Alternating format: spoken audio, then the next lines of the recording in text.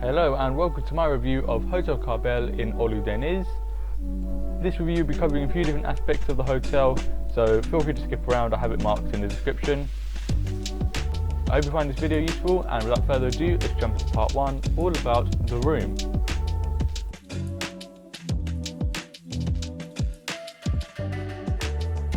So when we arrived at the hotel, it was really early in the morning, like 3 o'clock in the morning. So we were worried about something we'd read in reviews about their dungeon rooms, which are essentially rooms that are pretty much just below the ground level. Luckily for us, we weren't given one of these rooms. However, I thought you might like to know that they do exist, so just be mindful. Anyway, about the room we stayed in, it functioned well enough, I suppose. It did feel a little bit unfinished, however, with there being cracks and whatnot around the room. I'm not really sure why this happened. We booked this through First Choice, and for some reason it gave us a double room. It looked like the room we were staying in was meant to be a twin room because of the bedside charger and the phone placement. Anyway, it wasn't too big of a deal. We just had to make sure we didn't hit our head on the phone in the morning. One good thing about the room, I will say, was the balcony view. That was quite nice. You got a nice view of the mountains. The bathroom function went enough as well. The only issue for me was the shower. I was actually taller than it, so that was a bit of a difficulty. However, I was able to manage. So all in all, the room, I'll give it a 6.5 out of 10. Definitely some room for improvement here. I have heard that they've got some more renovated rooms around the complex, but obviously we didn't stay in those ones. I don't know if they're going to get around to renovating them all.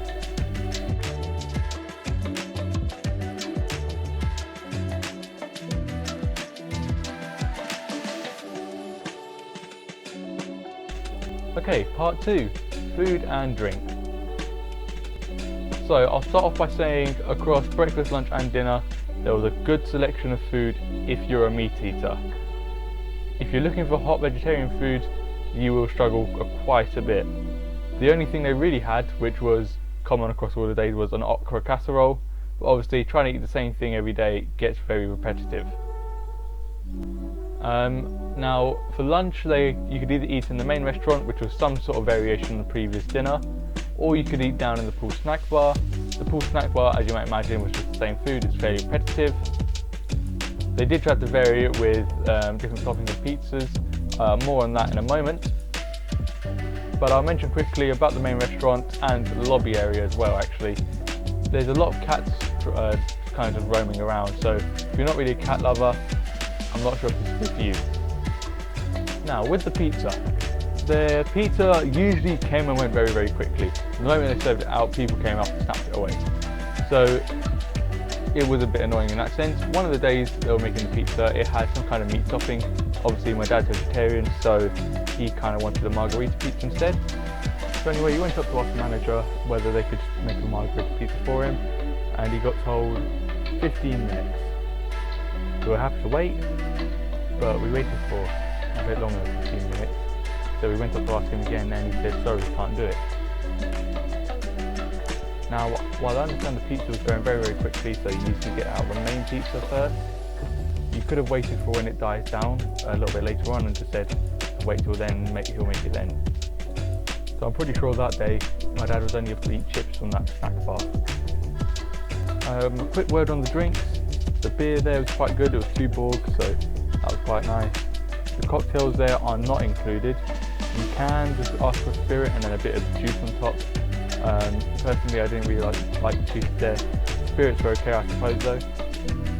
So anyway, taking all of that into account, the food and drink, I'm going to give it a 7 out of 10.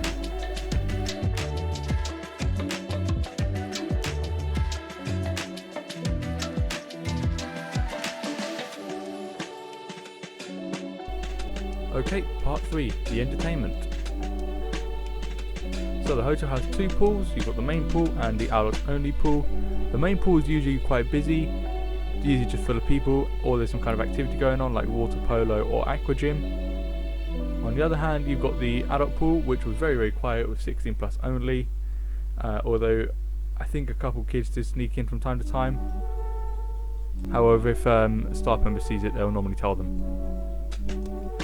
In the evening, they had some decent entertainment going on. So they had some Turkish nights, live music.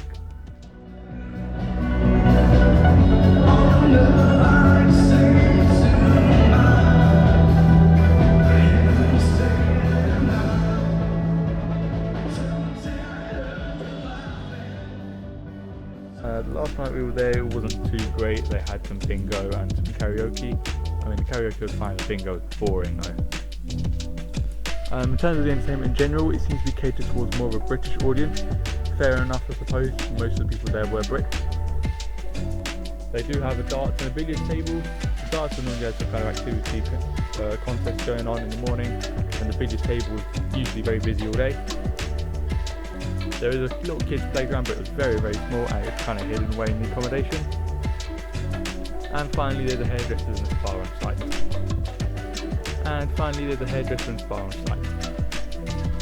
So for a small hotel like this, there is a fair amount to do. We're only there for a short break, so all in all the entertainment was a 7 out of 10.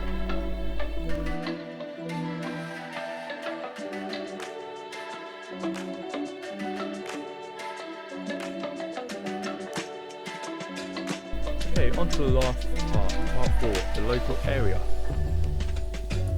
Now this part is mainly going to be referencing previous videos in the series, so do check those out. There's one about the promenade in the evening, and there's one about our walk to Sugar Beach. Those are the two main things around the hotel. You've got that promenade of shops with some bars and whatnot, so there's a nice bit of nightlife, so it's good for party goers. There is a shuttle to a beach, Partner Beach, which is by the Blue Lagoon, quite famous. It's called Sugar Beach, and I do take a walk over there, so check that out. The drinks and stuff are extra charge. Anything that's free are the sunbeds and sun lounges. One thing I will say about the local area, there's a great view of the mountain. The mountain off to the right from where we were staying, and as you head more inland, there's some nice mountain views there. You could just about see the cable car going up one of the mountains actually, so that is something you can do. And there's obviously loads of paragliding about as well.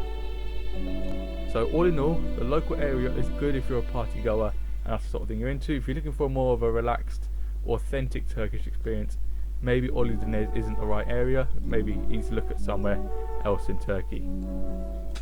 So all in all, the local area 7.5 out of 10.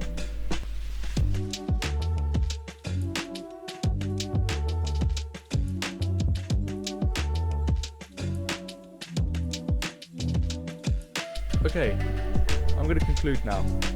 So this place, Oli Deniz, in my opinion, is a good place for party-going Brits. We only spent a little short break there, but longer family holidays at this hotel might get a little bit boring, so do keep that in mind and do think about other things you can do there. The entertainment, however, was pretty decent for a hotel its size, and if it gets the rest of the rooms renovated and everything up to scratch in terms of food, it's got some pretty good potential. So for that reason, the overall hotel rating is a 7 out of 10. So I hope this video was useful, I hope this review was useful. If you've got any questions about anything I've said or anything about the hotel in general, don't hesitate to drop a comment down below. Once again, thank you for watching, and thank you for watching Hotel Karbel series. I look forward to seeing you again in the future. Bye bye.